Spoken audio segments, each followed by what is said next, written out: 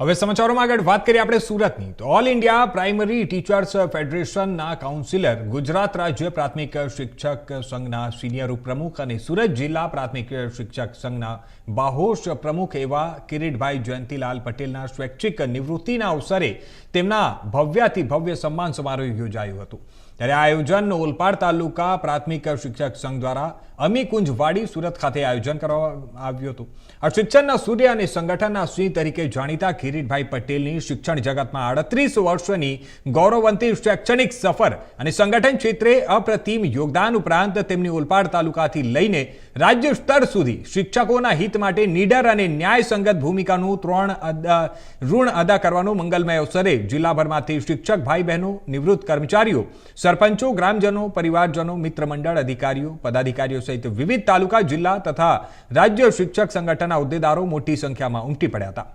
માજી વન અને પર્યાવરણ મંત્રી અને ઓલપાડના ધારાસભ્ય એવા મુકેશભાઈ પટેલના પ્રમુખ સ્થાને યોજાયેલા કાર્યક્રમનું ઉદ્ઘાટન જળ સંપત્તિ, પાણી પુરવઠા મંત્રી અને હાંસોટ અંકલેશ્વરના ધારાસભ્ય ઈશ્વરસિંહ પટેલ દ્વારા કરવામાં આવ્યું હતું।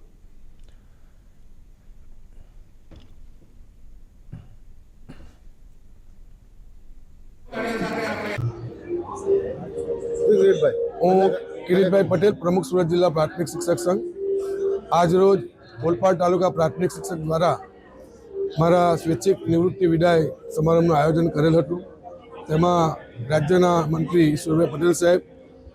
ભારતીય જનતા પાર્ટીના ગુજરાતના મહામંત્રી પ્રશાંતભાઈ કોરાટ સાહેબ,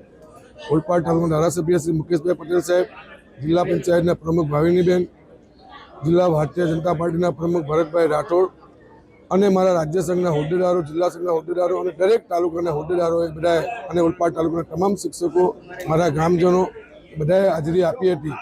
અને મારી જે સેવાકીય કર્મો હતા, બધા કામો હતા એને બિરદાવવાનો કાર્યક્રમ એમણે રાખેલો હતો। એનો મને આજે આનંદ અને ગર્વ છે કે આવનારા દિવસોમાં પણ હું આ જ રીતે સમાજની સેવા કરતો રહીશ એવા વચન સાથે આજના આ કાર્યક્રમમાં સૌનો આભાર વ્યક્ત કરું છું। તમે આજે ભાજપનો પર કેસ દાખલ કર્યો છો કે? હા, આજે મારી નોકરીની મુદત પૂરી થતાં આજ રોજ મેં ભારતીય જનતા પાર્ટીમાં પ્રવેશ કર્યો છે અને ભારતીય જનતા પાર્ટીની વિચારધારાને